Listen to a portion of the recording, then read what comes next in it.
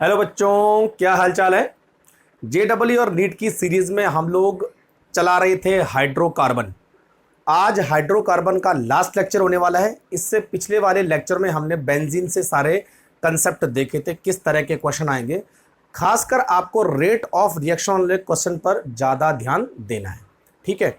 एक आध क्वेश्चन और कराने वाला हूं मैं रेट ऑफ रिएक्शन पर, और कुछ दो तीन कंसेप्ट और होंगे, वो आप ध्यान से देखिए।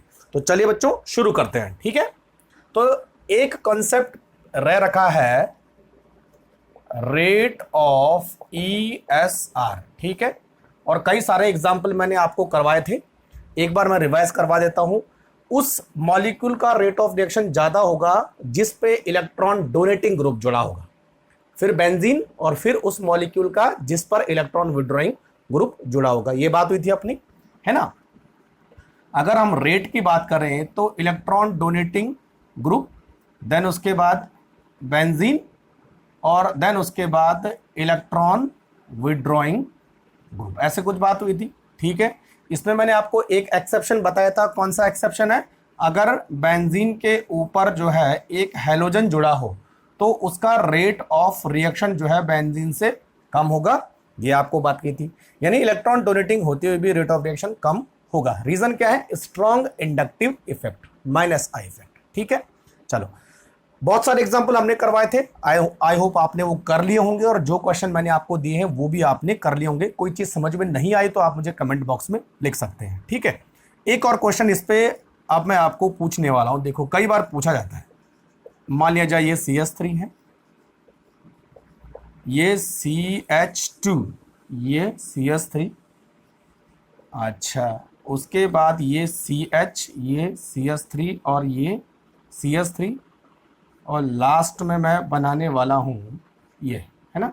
बात एक ही है, CH3 CH3 CH3, ठीक है। चलो इसको ऐसा लिख देते हैं, अगर बच्चों की समझ में ना आए तो, ठीक है। अब आपको पूछा जाए कि रेट ऑफ रिएक्शन किस ऑर्डर में होगा, है ना। ये 1 नंबर, ये 2 नंबर, ये 3 नंबर, और ये 4 नंबर, इनमें से सबसे ज्यादा रेट ऑफ रिएक्शन किसका होगा और सबसे कम किसका होगा, ठीक है बच्चों। तो दो चीजों का आपको ध्यान रखना है। सबसे पहली बात देखो, methyl group electron donating group है। कौन सा? इलेक्ट्रॉन डोनेटिंग ग्रुप है, ठीक है। लेकिन बच्चों कार्बन के पास तो इलेक्ट्रॉन है ही नहीं, तो ये इलेक्ट्रॉन डोनेटिंग ग्रुप कैसे हुआ? पहला क्वेश्चन ये आता है। तो बच्चों इसका जो इलेक्ट्रॉन डोनेटिंग नेचर है वो किसकी वजह से है? हाइपर कंजुगेशन, ध्यान रखना। There is no electron in carbon, फिर भी ये इलेक्ट्रॉन डोनेटिंग ग्रुप कर रहा है, बेंजीन को एक्टिवेट करता है due to the hyper conjugation. और हाइपर कंजुगेशन किसकी वजह से होता है? Due to the alpha hydrogen, बात की थी, ठीक है।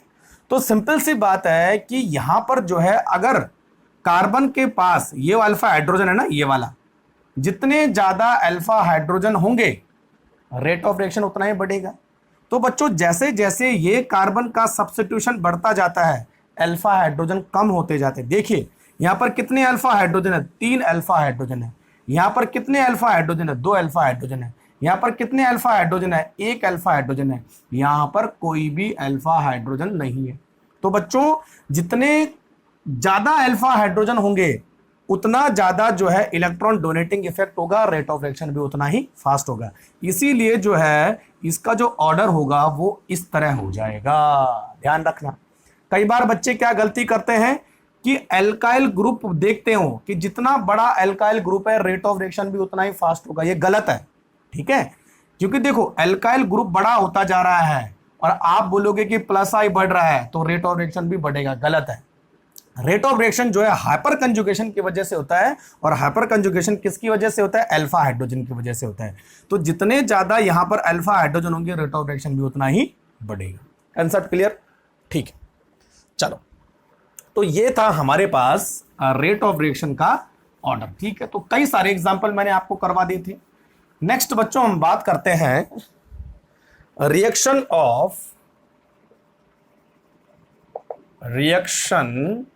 ऑफ पॉलीसब्स्टिट्यूटेड रिंग, ठीक है। देखो कैसा, सपोज मान लिया जाए हमारे पास एक ये हमारे पास है ना, और अगर मैं इसका ब्रोमिनेशन करो, Br प्लस लिख दिया मैंने। तो ये जो इलेक्ट्रोफाइल है वो कौन सी पोजीशन पर अटैक करेगा जब बेंजीन में डाई सब्स्टिट्यूटेड हो। तो अगर एक होता है तो मैंने आपको बता दिया था ऑर्थो और पैरा होगा, लेकिन बच्चों जब दो होते हैं तो कैसे इसको सॉल्व करते हैं। देखो कितनी पोजीशन हो सकती है, ये सारी पोजीशन हो सकती है अटैकिंग के लिए, क्योंकि 1 2 3 4। अच्छा देखो, जब कोई इलेक्ट्रोफाइल पॉली सब्स्टिट्यूटेड बेंजीन पर अटैक करेगा तो जो बच्चों सब्स्टिट्यूशन होगा वो किसकी वजह से होगा, जो ज्यादा इलेक्ट्रॉन डोनेटिंग ग्रुप होगा। ध्यान रखना, क्योंकि इलेक्ट्रॉन डोनेटिंग ग्रुप की वजह से ही बेंजीन रिंग एक्टिवेट होती है। तो अगर मैं CH3 को देखूं तो CH3 इलेक्ट्रॉन डोनेटिंग ग्रुप है, और NO2 को देखूं तो ये जो है इलेक्ट्रॉन विड्रॉइंग ग्रुप है। यानी जो बेंजीन को ओरिएंटेशन, यानी जो बेंजीन में इलेक्ट्रोफाइल का अटैक करवाएगा वो CH3 की वजह से होगा, न कि NO2 की वजह से। क्यों? क्योंकि बेंजीन को कंट्रोल अभी कौन कर रहा है, इलेक्ट्रॉन डोनेटिंग ग्रुप। ध्यान रखिए, ठीक है। तो NO2 की वजह से कोई भी सब्स्टिट्यूशन नहीं होगा, CH3 की वजह से होगा। और बच्चों CH3 इलेक्ट्रॉन डोनेटिंग ग्रुप है तो कौन सा होगा, ये ऑर्थो और पैरा डायरेक्शन पे अटैक करवाएगा। तो यानी अगर मैं देखूं ऑर्थो और पैरा डायरेक्शन कौन सी भी, देखो ये वाली ऑर्थो, ये वाली ऑर्थो और ये वाली पैरा। तो बोलने का मतलब है यहां, यहां और यहां अटैक पॉसिबल है। तो इसके 3 प्रोडक्ट बन सकते हैं। देखो एक तो CH3 ये रहा और NO2 हमने लगा दिया, एक तो यहां बनेगा Br, एक दूसरा कहां पॉसिबल है, देखो CH3 NO2 इधर है, एक Br यहां पॉसिबल है, और तीसरा बच्चों यहां पॉसिबल है, देखो CH3 NO2 एंड Br, ये 3 पॉसिबल हो सकते हैं। अगर इन तीनों में भी सबसे ज्यादा स्टेबल कौन होगा बच्चों, ये दोनों होंगे। ध्यान रखिए, जो एटम बीच में आएगा, बीच में रिपल्शन की वजह से वो एटम वहां पर जो है अटैक नहीं कर सकता। कभी अगर ऐसा हो तो ध्यान रखिए, दो एटम के बीच में कभी भी एटम जो है नहीं आता है, उसकी स्टेबिलिटी कम होती है, क्योंकि रिपल्शन ज्यादा है, क्राउडिंग है। तो हमेशा एटम चाहेगा कि किनारे रहे हो, ठीक है। तो बोलने का मतलब है ये 2 मेन प्रोडक्ट होंगे और इसकी कंसंट्रेशन कम होगी, ये ना के बराबर होगा इन केस। तो ध्यान क्या रखना है कि इलेक्ट्रॉन डोनेटिंग ग्रुप की वजह से ही इलेक्ट्रोफाइल का अटैक होगा, और ये डिसाइड करेगा, इलेक्ट्रॉन डोनेटिंग ग्रुप डिसाइड करेगा कि इलेक्ट्रोफाइल को कौन सी पोजीशन पर आना है। तो सीधी सी बात है, इलेक्ट्रॉन डोनेटिंग ग्रुप हमेशा ऑर्थो और पैरा होगा, तो इसके लिए ये पोजीशन होगी। क्लियर? दूसरा, सपोज मान लिया जाए हमारे पास ऐसा कोई OCH3 और Br, ठीक है। Br भी इलेक्ट्रॉन डोनेटिंग है, OCH3 भी इलेक्ट्रॉन डोनेटिंग है, ठीक है। इसका हम कर रहे हैं नाइट्रेशन। तो अब ये बताओ कि NO2 कौन सी पोजीशन पर अटैक करेगा। तो दोनों ग्रुप को कंपेयर करो, देखो ये भी इलेक्ट्रॉन डोनेटिंग है, ये भी इलेक्ट्रॉन डोनेटिंग है। लेकिन बच्चों अगर 2 इलेक्ट्रॉन डोनेटिंग हो तो दोनों में से कौन ज्यादा इलेक्ट्रॉन डोनेटिंग पावर रखता है, OCH3 इलेक्ट्रॉन डोनेटिंग पावर इसकी ज्यादा है। तो इसका मतलब जो ओरिएंटेशन होगा, जो अटैक होगा वो इसकी वजह से होगा, ना कि इसकी वजह से। तो इसकी वजह से अटैक होगा तो एक पैरा पर और एक ऑर्थो पर। तो यहां पर ऑर्थो पोजीशन तो पैक हो रखी है, यहां अटैक होना चाहिए था, लेकिन इस पर अटैक नहीं होगा क्योंकि पैक है। तो अटैक कहां होगा, या तो यहां या तो यहां। तो बोलने का मतलब है कि जो आंसर होगा वो क्या होगा, OCH3 और Br तो यहां पर है, एक बार NO2 यहां लगेगा और अगली बार NO2 यहां लगेगा, ठीक है। Br और यहां NO2। Concept clear? तो इस तरह के क्वेश्चन कई बार पूछे जाते हैं। क्लियर? एक दो एग्जांपल और मैं आपको बताता हूं, ठीक है। देखो अब मैं डायरेक्ट आपको लिख के बता रहा हूं कि अटैक कहां होगा। सपोज एक है हमारे पास NO2, दूसरा है Cl, ठीक है, और इसका आप कर रहे हो क्लोरीनेशन, Cl प्लस का अटैक। तो अब देखो बच्चों क्या है, कहां पर अटैक करेगा, NO2 इलेक्ट्रॉन विड्रॉइंग ग्रुप है, Cl इलेक्ट्रॉन डोनेटिंग ग्रुप है, इसके अकॉर्डिंग इसके अकॉर्डिंग इलेक्ट्रोफाइल आएगा। तो इसके लिए जो है ये ऑर्थो और ये ऑर्थो भी, पैरा तो ऑलरेडी पैक है तो पैरा पर तो अटैक होगा नहीं, इसका मतलब इन 2 पोजीशन पर अटैक होगा। तो एक बार Cl यहां आएगा और दूसरी बार Cl यहां आएगा। Concept clear? एक और देख लेते हैं।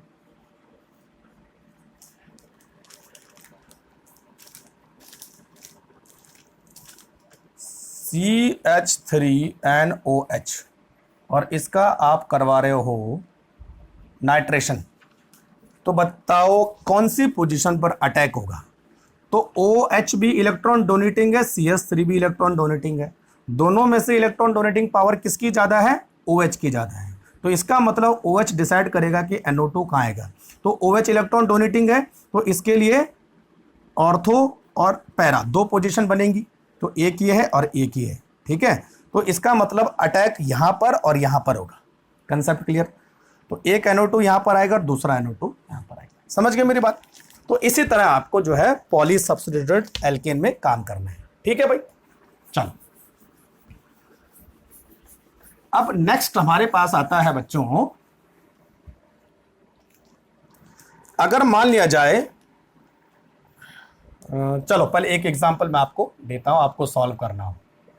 ये पेन को क्या हो गया, CH3 और CH3 का हमने करवाना है सल्फोनेशन, तो बनेगा A, और बच्चों A का आगे करवाना है नाइट्रेशन, बनेगा B। तो बताओ A और B क्या होगा, ये आपके लिए क्वेश्चन है, सॉल्व करना है, ठीक है। चलो अब दूसरे टाइप के क्वेश्चन कैसे आते हैं देखो।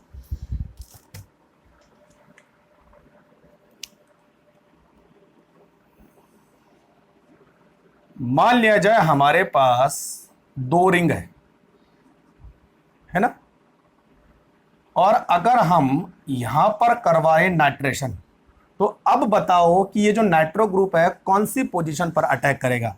यहां यहां यहां यहां यहां यहां यहां यहां कितनी पोजीशन है, ठीक है बच्चों। तो इसको कैसे सॉल्व करते हैं देखो, जब दो रिंग पर कोई सब्स्टिट्यूशन जुड़ा होता है, ठीक है, तो आपको यह देखना है कि दोनों रिंग में से कौन सी रिंग ज्यादा एक्टिवेटेड है। तो बच्चों देखो, ये रिंग, इस रिंग पर जो है यहां Cl जुड़ा है, तो इसका मतलब ये रिंग ज्यादा एक्टिवेटेड है बजाय इस रिंग के, क्योंकि इस रिंग पर जो है बेंजीन जुड़ा है। तो दोनों रिंग को अगर कंपेयर किया जाए, this ring is more activated than this ring, ये ज्यादा एक्टिवेटेड है क्योंकि यहां पर इलेक्ट्रॉन डोनेटिंग ग्रुप जुड़ा है ना। तो जब ये रिंग ज्यादा एक्टिवेट है तो इस रिंग पर इलेक्ट्रॉन डेंसिटी ज्यादा है, तो NO2 जो है इस रिंग पर अटैक करेगा, न कि इस रिंग पर। तो यहां पर कोई सब्स्टिट्यूशन नहीं होगा, इस रिंग पर जो है अटैक करेगा, और इस रिंग पर भी कहां अटैक करेगा ये डिसाइड करेगा। तो ये कौन सा है, इलेक्ट्रॉन डोनेटिंग ग्रुप, यानी ऑर्थो और पैरा। तो बोलने का मतलब है NO2 एक ऑर्थो पे जाएगा और एक दूसरी ऑर्थो पे जाएगा, क्योंकि पैरा पोजीशन तो पहले से ही ऑक्युपाइड है। तो अब जो हमारा आंसर होगा वो कैसे होगा देखो, वो होगा बच्चों ऐसे, NO2। क्लियर।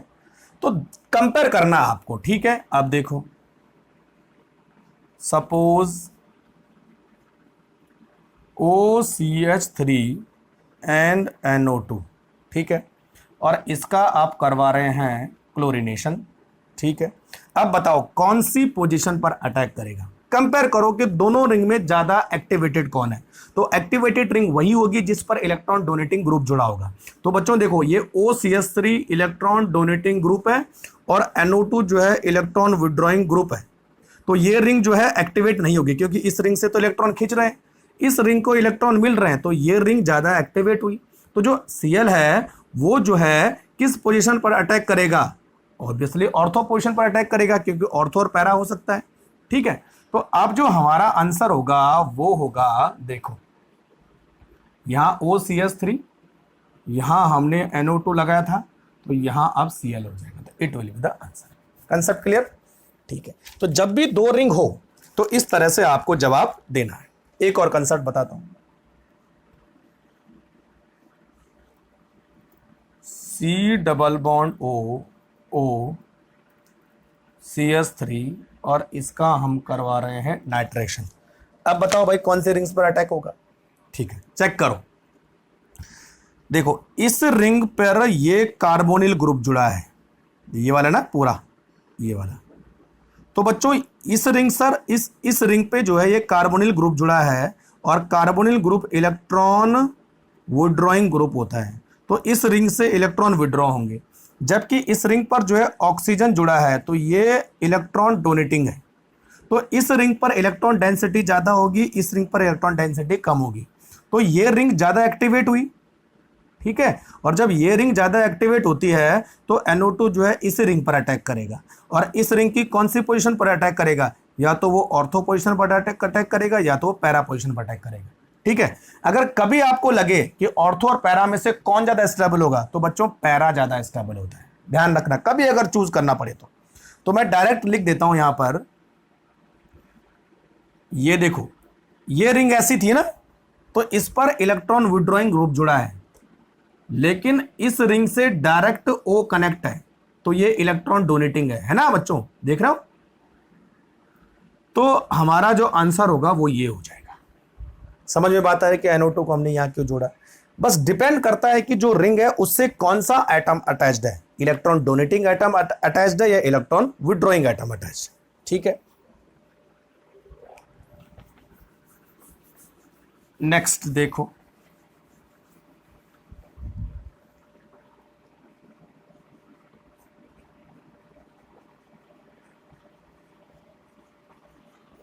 ये, और यहां पर हम करवा रहे हैं फिडेलक्राफ्ट एल्काइलेशन।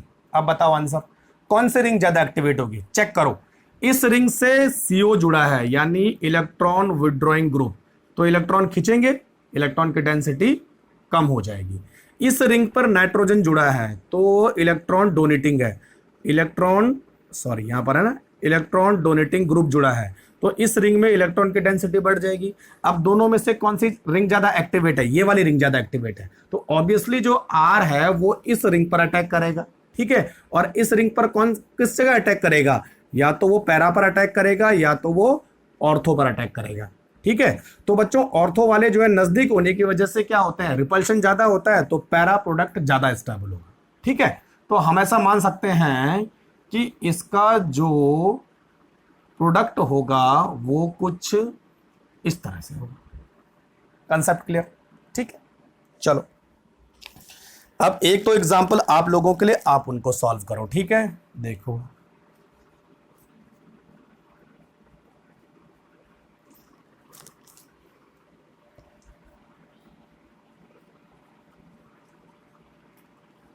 चलो SO3 सॉरी सल्फोनेशन करना है, एक तो ये है,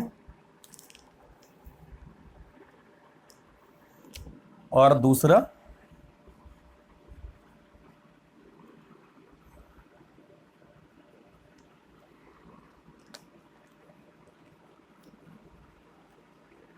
NH2। बस आपको ये बताना है कि यहां पर जो है अटैक कौन से रिंग पर होगा, क्लियर, ठीक है। अच्छा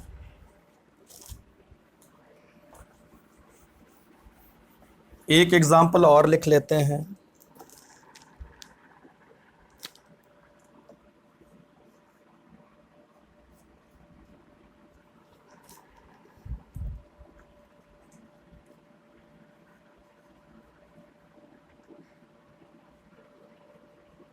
ये एस्टर है और इधर CH3 है, तो अब बताओ इस पर अटैक कहां पर होगा, ठीक है। तो ये क्वेश्चन आपको सॉल्व करने हैं, क्लियर।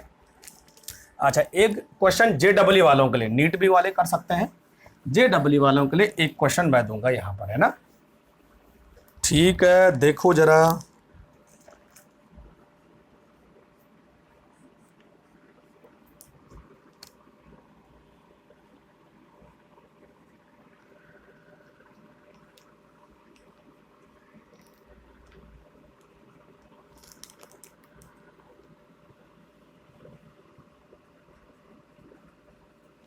चलो अब बताओ प्रोडक्ट है 1 2 3 4 5 6। अब आपको बताना है कौन सी पोजीशन पर SO3H ग्रुप अटैच्ड होगा, ठीक है भाई। तो ये क्वेश्चन आपको सॉल्व करने हैं, ठीक है, कमेंट में बताना मुझे। चलो तो ये हो गया हमारे पास पॉली सब्स्टिट्यूटेड बेंजीन का कंसेप्ट, ठीक है। अब बात करते हैं बच्चों थोड़ा सा टॉल्विन के बारे में। टॉल्विन से कई बार एक आध क्वेश्चन पूछे जा सकते हैं, ठीक है। टॉल्विन बेंजीन के ऊपर CH3 बनता कैसे है, जब हम बेंजीन का क्या करते हैं बच्चों, फिडेलक्राफ्ट एल्काइलेशन, है ना, बेंजीन का फिडल क्राउड अल्काइलेशन बना, क्या बना हमारे पास, टॉल्यूइन। ठीक है, टॉल्यूइन, इसको हम क्या बोलते हैं, मिथाइल बेंजीन बोलते हैं। ठीक, अब देखो टॉल्यूइन की कुछ रिएक्शन मैं आपको बताता हूं।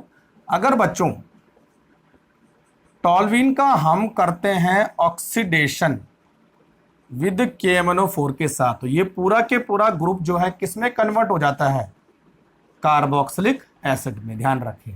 ठीक है, तो बच्चों यहां पर कितनी भी बड़ी चेन हो, यानी अगर 2 कार्बन हो तो भी कार्बोक्सिलिक एसिड बनेगा with the help of KMnO4। ठीक, अगर मान लिया जाए यहां पर ऐसी चेन होती है, कितनी भी बड़ी चेन होती है, तो वो सीधे के सीधे कार्बोक्सिलिक एसिड में कन्वर्ट हो जाएगी। Clear concept. तो कोई भी हाइड्रोकार्बन चेन हो वो सीधे कार्बोक्सिलिक एसिड में कन्वर्ट हो जाएगी, लेकिन एक एक्सेप्शन आपको याद रखना है, अगर जो है यहां पर इस तरह की चेन हुई तो वो कभी भी कार्बोक्सिलिक एसिड में कन्वर्ट नहीं होगी।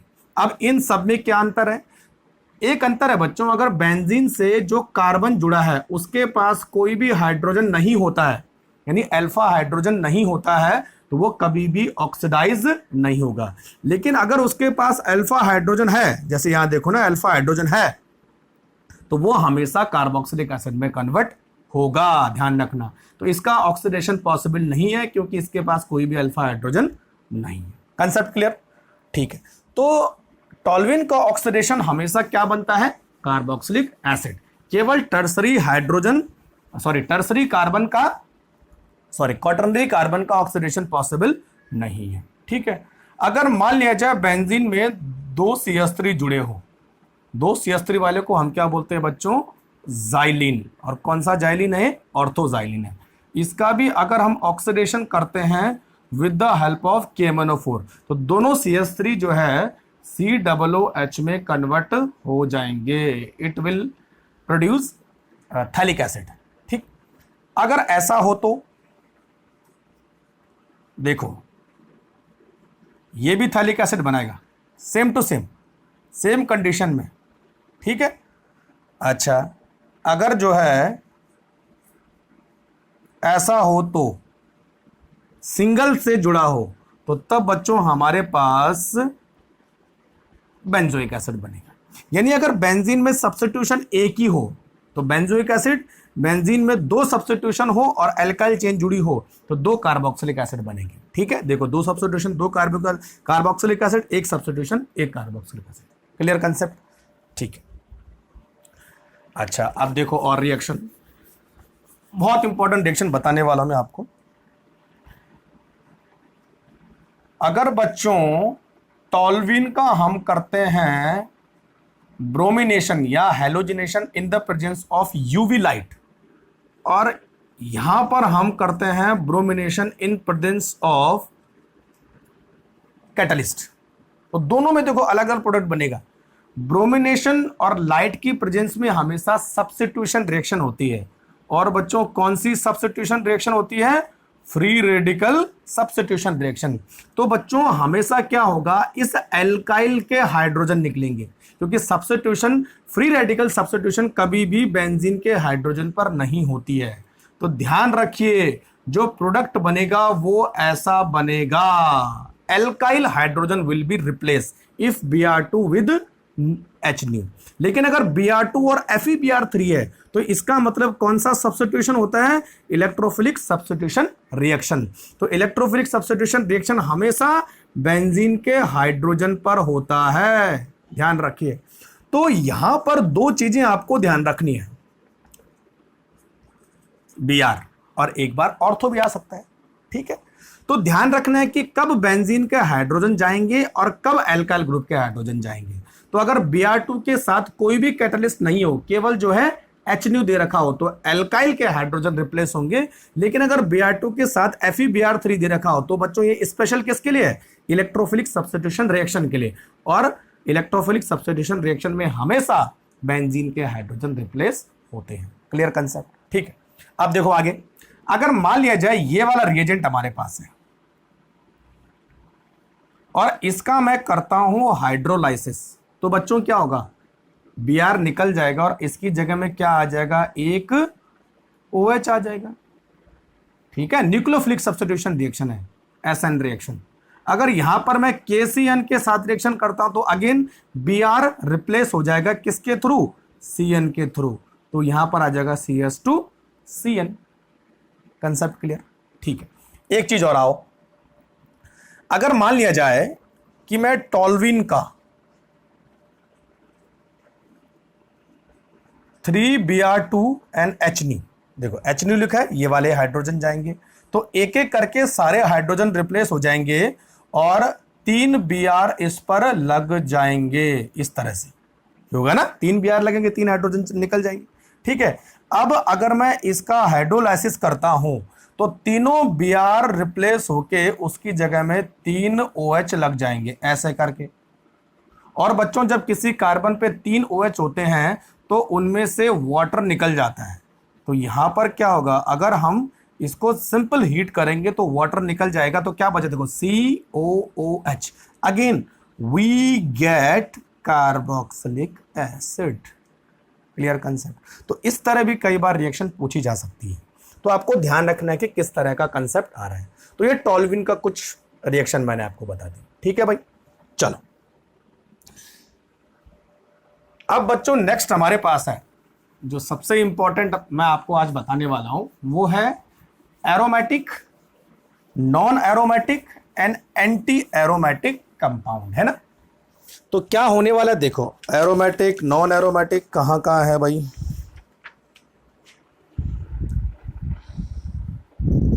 इस पर सबसे ज्यादा फोकस करना है हमने, है ना।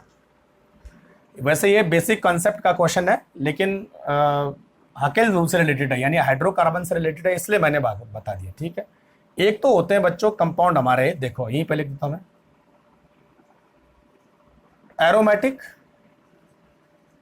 एंटी एरोमेटिक या एंटी एरोमेटिक, और तीसरे होते हैं बच्चों नॉन एरोमेटिक।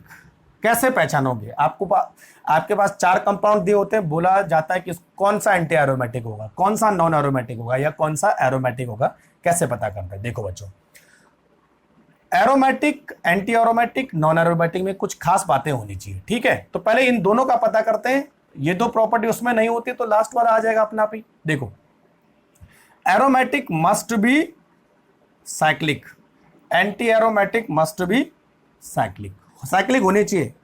ठीक है, एरोमेटिक जो है प्लेनर होता है, यानी फ्लैट मॉलिक्यूल, एंटी एरोमेटिक भी प्लेनर होता है। ठीक है, यहां पर जो है इसका हर कार्बन sp2 हाइब्रिडाइज होना चाहिए, इसका हर कार्बन sp2 हाइब्रिडाइज होना चाहिए। ठीक है बच्चों, यहां पर जो है कंप्लीट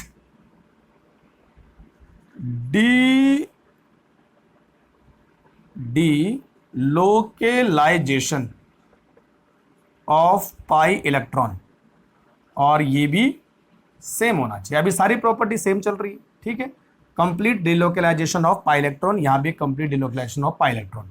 अच्छा, कंप्लीट का मतलब क्या हुआ, देखो सपोज ये साइक्लोहेक्सेन है, 2 डबल बॉन्ड है, तो इसमें रेजोनेंस केवल यहीं तक है। लेकिन अगर हम बेंजीन की बात करें तो रेजोनेंस पूरे स्ट्रक्चर में, इसको बोलते हैं कंप्लीट, इसको बोलते हैं पार्शियल। ठीक है, चलो इतना आपको ध्यान होना चाहिए।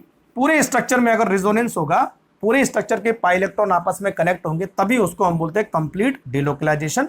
और अगर पार्शियल होगा आधे मॉलिक्यूल में तो पार्शियल डिलोकेलाइजेशन होगा। ठीक है, दोनों में सेम कंडीशन। लेकिन अब दोनों में अंतर क्या देखें बच्चों, यहां पर जो हकेल रूल है आपने पढ़ा होगा, दोनों हकेल रूल को फॉलो करते हैं, लेकिन इसमें जो इलेक्ट्रॉन होते हैं वो 4n प्लस 2 पाई इलेक्ट्रॉन होने चाहिए,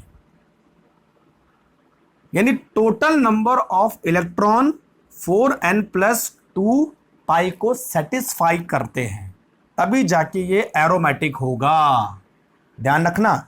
और यहां पर जो है 4n पाई इलेक्ट्रॉन्स होते हैं, अभी आपको बताता हूं मैं कैसे, नोट करो पहले। ठीक है, अच्छा यहां पर n का मतलब होता है बच्चों नंबर ऑफ रिंग, दोनों के केस में n equal to number of ring. तो यहां पर जो है n की वैल्यू क्या होती है, देखो यहां पर n की वैल्यू होती है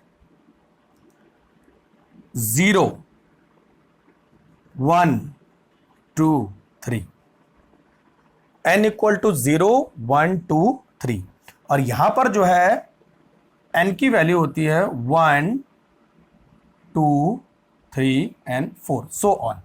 ठीक है, तो बच्चों अगर n की वैल्यू 0 हुई तो total number of pi electron कितने होंगे उस मॉलिक्यूल में?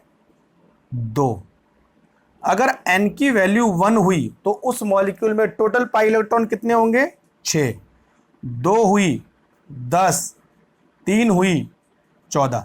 तो इसका मतलब आपको बस केवल यही देखना है कि उस मॉलिक्यूल में नंबर ऑफ पाई इलेक्ट्रॉन्स कितने आ रहे हैं, बस लास्ट में यही कंक्लूजन आता है।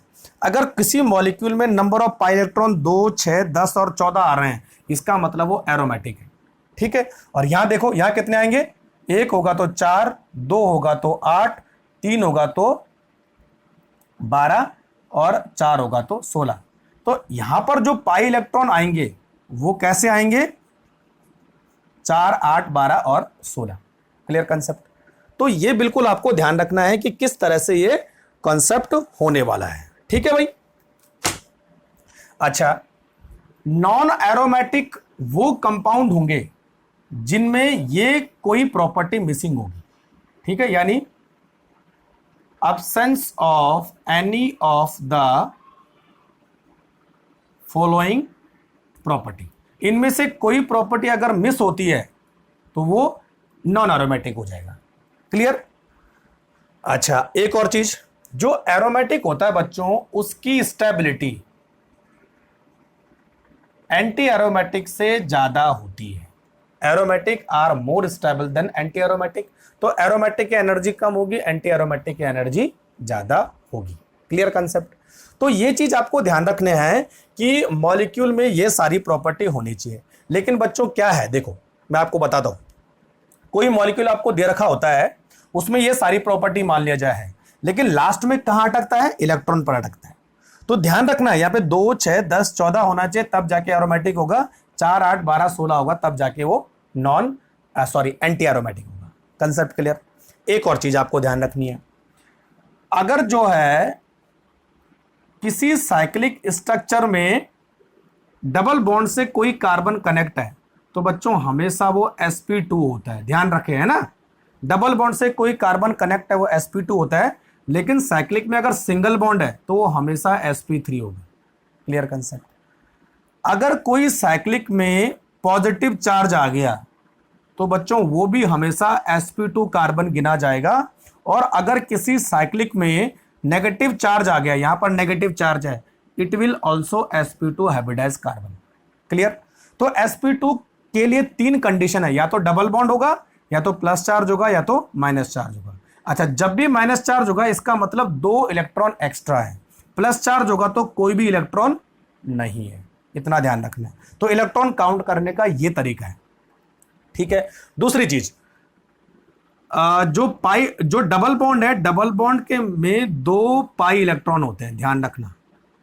और अगर माइनस चार्ज है तो यहां पर भी 2 इलेक्ट्रॉन है, तो इलेक्ट्रॉन को इस तरह से गिनोगे, प्लस में कोई भी इलेक्ट्रॉन नहीं होता है। ठीक, चलो अब मैं आपको कई सारे एग्जाम्पल दूंगा और उसमें से हम ये पता करेंगे कि कौन जो है एरोमेटिक है, कौन एंटी एरोमेटिक है और कौन नॉन एरोमेटिक है बच्चों। ठीक है, तो मैं यहां पे कंडीशन लिख देता हूं, देखो, साइक्लिक प्लेनर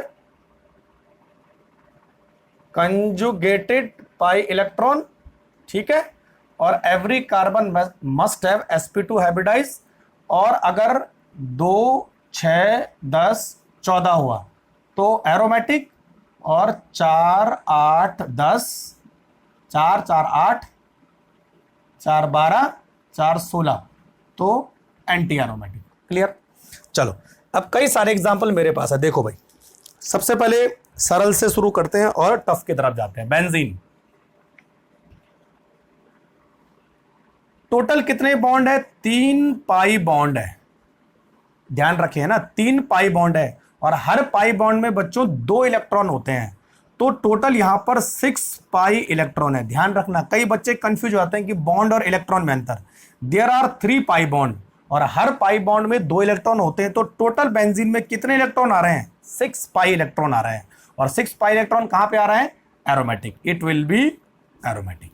ठीक है। और देखो हर कार्बन sp2 है, साइक्लिक है, प्लेनर है। ठीक है, अब देखो 1 2 3 1 2, हर कार्बन sp2 है, साइक्लिक है, प्लेनर है, ये तो छोड़ दो। ठीक है। अब देखो टोटल पाई बॉन्ड कितने हैं? सॉरी, टोटल पाई बॉन्ड कितने? 3 और 2 5, 5 पाई बॉन्ड है। एक पाई बॉन्ड में 2 इलेक्ट्रॉन, तो 10 पाई इलेक्ट्रॉन हुए। सेटिस्फाई हो रहा है? कौन सा सेटिस्फाई हो रहा है? Aromatic, it will B aromatic. ठीक है। तीसरी चीज बात करते हैं, 1 2 3 1 2 1 और 2 है ना, इट इज कॉल्ड एंथ्रासीन।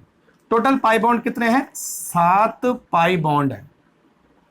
तो पाई इलेक्ट्रॉन कितने में? 14 पाई इलेक्ट्रॉन। सेटिस्फाई हो रहा है? Yes, it will B aromatic. तो बस इसी तरह काम करना है। ठीक है, चलो। सारे हेट्रोसाइक्लिक एरोमेटिक होते हैं, ध्यान रखना, सारे हेट्रोसाइक्लिक एरोमेटिक होते हैं। हेट्रोसाइक्लिक मतलब जैसे देखो यहां पे, और नाइट्रोजन के पास एक लोन पेयर होगा। अच्छा, कितने टोटल नंबर ऑफ इलेक्ट्रॉन दिख रहे हैं? 2 पाई बॉन्ड है तो 4 इलेक्ट्रॉन, और एक लोन पेयर भी है, दिख रहा है आपको? तो टोटल 6 पाई तो नहीं बोलते हैं, 6 इलेक्ट्रॉन होंगे ना, या पाई इलेक्ट्रॉन आप बोल दो, क्योंकि वो उसमें इन्वॉल्व आई रेजोनेंस में। तो टोटल 6 पाई इलेक्ट्रॉन यहां पर इन्वॉल्व है। तो 6 पाई इलेक्ट्रॉन कहां आ रहा है? एरोमेटिक, तो ये भी एरोमेटिक होगा बच्चों, इसका नाम है पायरॉन। ठीक है। अच्छा, नेक्स्ट आ जाओ। यहां पर मैंने S कर लिया। S में 1 इलेक्ट्रॉन ऊपर होते हैं और 1 इलेक्ट्रॉन नीचे होते हैं। अच्छा, अब कई बच्चे बोलेंगे कि यहां पर जो है 2 2 4 2 6 2 8 8 पाई इलेक्ट्रॉन है, लेकिन फिर भी ये एरोमेटिक है। वाई? तो बच्चों केवल हमें वही पाई इलेक्ट्रॉन काउंट करने हैं जो रिजोनेंस में हिस्सा लेते हैं। क्या? जो रिजोनेंस में हिस्सा लेते हैं।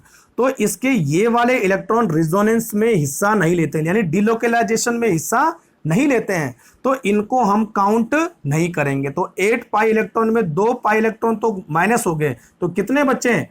6 पाई इलेक्ट्रॉन। तो 6 पाई इलेक्ट्रॉन आने की वजह से ये क्या होता है? एरोमेटिक।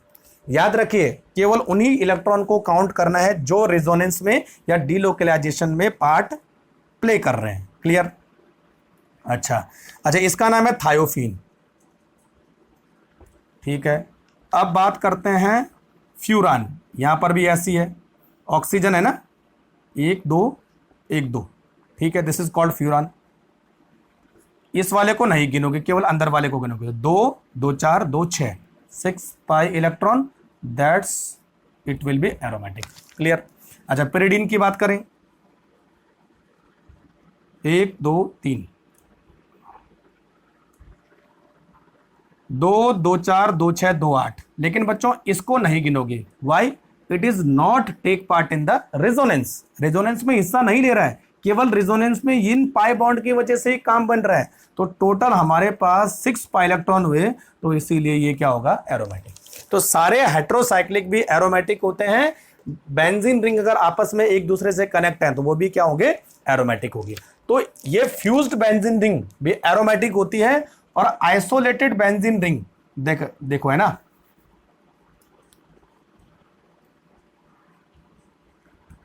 ये भी एरोमेटिक होगा। ध्यान रखना, इसमें क्या होता है बच्चों, जब बेंजीन रिंग आइसोलेटेड होती है तो हर रिंग के इलेक्ट्रॉन को अलग गिना जाता है। तो इस बेंजीन रिंग में 6 पाई इलेक्ट्रॉन, इसमें भी 6 पाई इलेक्ट्रॉन। ठीक है, तो दोनों क्या हुई? एरोमेटिक। अगर दोनों को साथ में काउंट करोगे तो 12 पाई इलेक्ट्रॉन हो रहे हैं, तो वो तो कई मैच, ये तब आप बोलोगे कि एंटी एरोमेटिक है, लेकिन गलत है ना। अलग अलग नहीं गिन रहा है, सॉरी, एक साथ नहीं गिनना है, अलग अलग गिनना है। जब दोनों रिंग आइसोलेटेड होती है, तो साथ में कब गिन रहा है? जब रिंग फ्यूज्ड होती है। क्लियर? चलो, तो ये हमारे पास एक्चुअल में हम लोग क्या देख रहे हैं? हम लोग देख रहे हैं नंबर ऑफ पाई इलेक्ट्रॉन। तो जो यहां पर सेटिस्फाई हो रहा है बस उसके हिसाब से आएगा। चलो आपको एग्जांपल देखते हैं। ये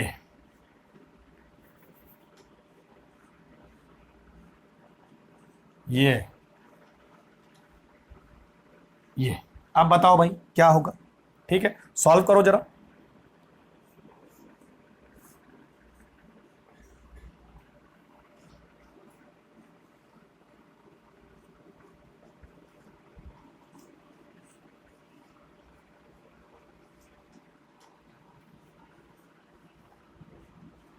ठीक है, चलो इनको सॉल्व करते हैं। देखो बच्चों, ये कार्बन sp2, ये कार्बन भी sp2, लेकिन इस कार्बन पर कोई डबल बॉन्ड नहीं है, तो इसका मतलब ये कार्बन sp3 है। और अगर कोई भी कार्बन sp3 आ जाएगा तो बच्चों वो हो जाएगा नॉन एरोमेटिक। क्लियर? यहां पे देखो plus double bond minus double bond, तो सारे कार्बन sp2 है। तो यहां पर प्लस चार्ज आने की वजह से यहां पर कोई भी इलेक्ट्रॉन नहीं है। तो इस मॉलिक्यूल में टोटल इलेक्ट्रॉन कितने हुए? 2 पाई इलेक्ट्रॉन। दो ही तो है ना, क्योंकि एक ही पाई बॉन्ड है। तो एक पाई बॉन्ड होने की वजह से इसके पास 2 पाई इलेक्ट्रॉन है। तो 2 पाई इलेक्ट्रॉन किस में आ रहा है? एरोमेटिक। तो it will B aromatic.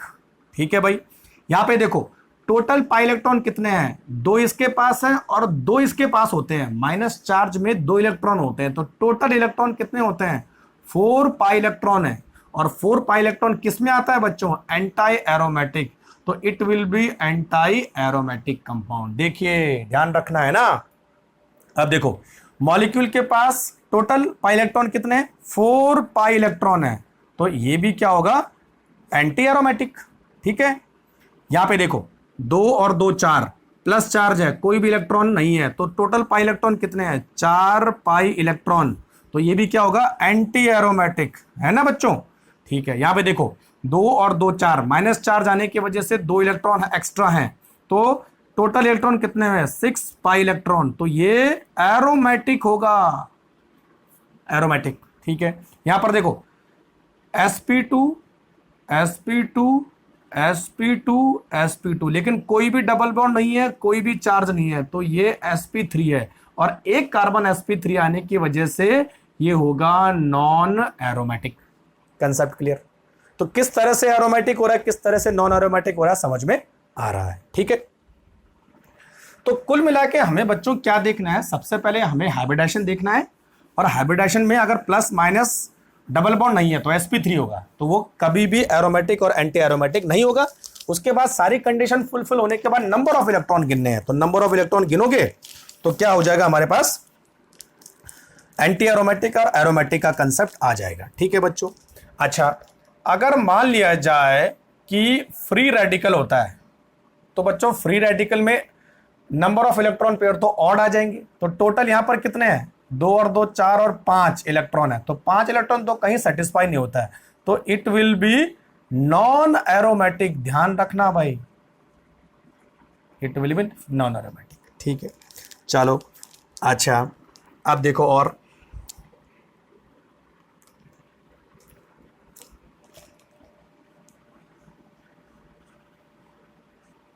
1 2 3 plus, solve करो, है ना? 1 2 3 माइनस, बताओ।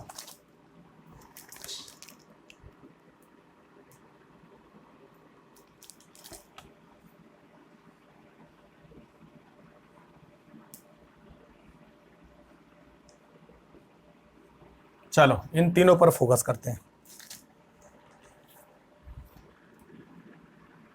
2 2 4 2 6, 6 पाई इलेक्ट्रॉन, प्लस है तो कोई इलेक्ट्रॉन है नहीं, 6 किस में मैच करा? Aromatic. It will B aromatic, है ना?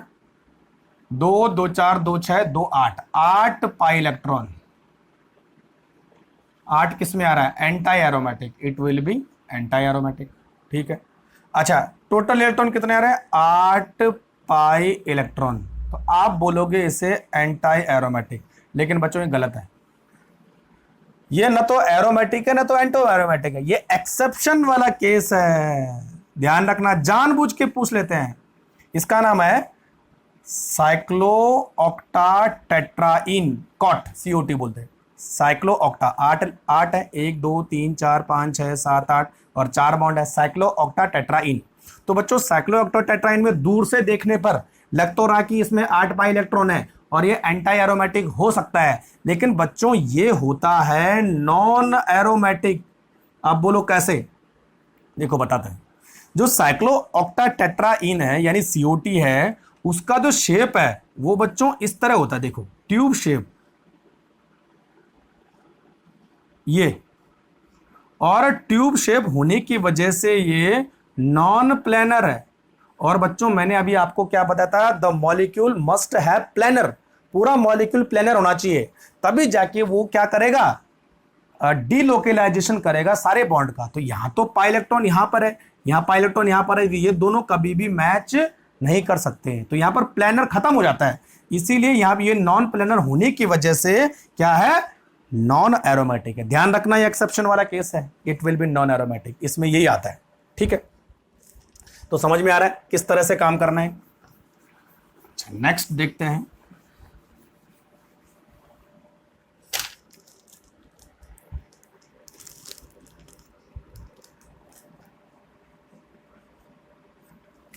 ऐसा ही है,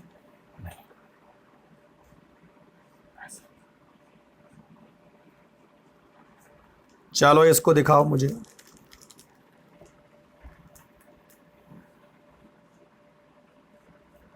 बताओ क्या होने वाला है। इसको तो ऐसे बनाते हैं ना, अरे क्या बन रहा है, सॉल्व करो सॉल्व करो सॉल्व करो, ये बताओ। अच्छा इस तरह के मॉलिक्यूल को कैसे सॉल्व करते हैं, देखो बच्चों प्लस माइनस मैंने बताया नहीं है, इलेक्ट्रॉन भी नहीं बताया था। अच्छा यहां पर कार्बन है और यहां पर ऑक्सीजन है, ऑक्सीजन की इलेक्ट्रोनेगेटिविटी ज्यादा है, कार्बन की कम है, तो ऑब्वियसली ये डबल बॉन्ड यहां चला जाएगा। तो अब इस मॉलिक्यूल को हम ऐसे भी लिख सकते हैं, देखो ये माइनस और यहां पर प्लस, ये देखो। अब इसको काउंट करो, कितने नंबर ऑफ पाई इलेक्ट्रॉन आ रहे हैं, 2 2 4 2 6, 6 पाई इलेक्ट्रॉन। तो 6 पाई इलेक्ट्रॉन का मतलब इट विल बी एरोमेटिक। इस पर भी ऐसे करना, देखो इलेक्ट्रॉन यहां जंप कर जाएंगे, ठीक है, O माइनस और यहां प्लस, कितने लग रहे हैं 4 पाई इलेक्ट्रॉन। इस मॉलिक्यूल को देखो 4 पाई इलेक्ट्रॉन, तो 4 पाई इलेक्ट्रॉन की वजह से it will be anti aromatic. Clear concept. तो इस तरह से आपको लग रहा होगा कि कैसे हमें काम करना है। ठीक है भाई, चलो अच्छा अब 2 चीजें और हैं।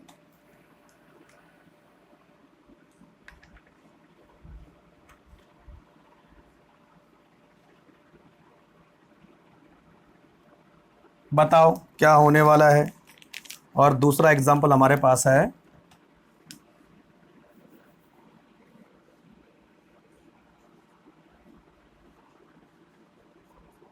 अच्छा क्या बोरोन sp2 हाइब्रिडाइज होता है, यस बोरोन में 3 ही कार्बन है भाई, सॉरी 3 ही बॉन्ड है, और बोरोन हमेशा sp2 हाइब्रिडाइज होता है, आपने पढ़ा होगा पी ब्लॉक में। ठीक है, इसको देखते हैं पहले, these electron outside the molecule, तो ये इलेक्ट्रॉन कभी भी रिजोनेंस में हिस्सा नहीं लेते हैं, these electron take part in the resonance. तो टोटल 2 2 4 2 6 2 8 8 पाई इलेक्ट्रॉन आ रहा है, ये तो आ रहा है ना। तो 8 पाई इलेक्ट्रॉन किस में आ रहा है भाई, देखो anti aromatic, it will be anti aromatic. ठीक है, यहां पे देखो टोटल पाई इलेक्ट्रॉन कितने हैं, 4 4 पाई इलेक्ट्रॉन, और 4 पाई इलेक्ट्रॉन की वजह से it will molecule show anti aromatic character. तो बच्चों ऐसे क्वेश्चन बहुत सारे आते हैं आपके पास, बहुत सारे मॉलिक्यूल दे रखे होते हैं, पूछा जाता है कि कौन एरोमेटिक और एंटी एरोमेटिक है, कौन नॉन एरोमेटिक है। तो कंसेप्ट क्लियर हो गया होगा कि किस तरह से हमें जो है एंटी एरोमेटिक, नॉन एरोमेटिक और एरोमेटिक पता करना है। ठीक है, तो चलो मेरे हिसाब से आज के लिए तो काम हो गया कंप्लीट। तो हाइड्रोकार्बन चैप्टर कंप्लीट हो गया। कोई चीज समझ में नहीं आती तो आप मुझे कमेंट बॉक्स में लिख सकते हैं, पीडीएफ मैं बराबर आपको देता रहूंगा। आपको एमसीक्यू लगाने हैं, जितने ज्यादा आप लगा सकते हैं, जितने ज्यादा आप प्रैक्टिस करेंगे उतना ज्यादा आपका फायदा होगा। और अभी गोल्डन चांस है मेहनत करने का, नीट अभी काफी आगे जाएगा, लेकिन आपके पास बहुत अच्छा मौका, जितना अच्छा आप मेहनत करोगे उतने अच्छे मार्क्स आप आने चाहिए। तो 150 प्लस का टारगेट लेके चलो आप केमिस्ट्री में, मैं भी मेहनत करता हूं, आप भी मेहनत कीजिए, दोनों मिलकर कुछ अच्छा करने वाले हैं। Clear concept. ठीक है, तो नेक्स्ट चैप्टर में आपको जो होगा वो ऑर्गेनिक का ही मैं लेने वाला हूं। चलो बच्चों, तब तक के लिए थैंक यू वेरी मच।